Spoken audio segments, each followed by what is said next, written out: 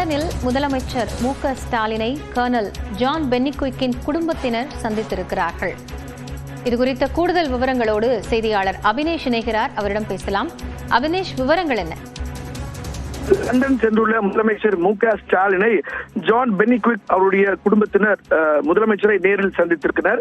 குறிப்பாக முல்லை பெரியாறு அணையை கட்டியெழுப்பியிருக்கக்கூடிய John Pennycuick அவர்களுடைய சிலையை அவரது சொந்த ஊரான கேம்பர்லி நகரில் செய்வதற்கு அவரது குடும்பத்தினர் முதலமைச்சருக்கு நன்றி தெரிவித்தனர்.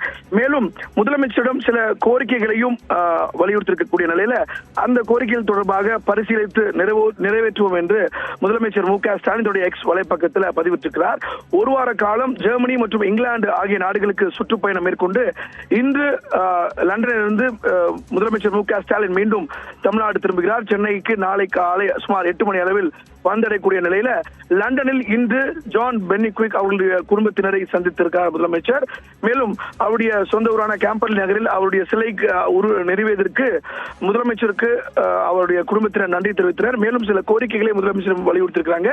அதையும் பரிசீலித்து அதை நிறைவேற்றுவோம் முதலமைச்சர் தொலைபக்கத்தில் குறிப்பிட்டு வாழ்க ஜான் பென்னிக்விக் புகழ் என்றும் முதலமைச்சர் வாஞ்சியோடு புகழாரம் சூட்டியிருக்கிறார். காயத்ரி, நன்றி அபினேஷ், விவரங்களை வழங்கியமைக்காக.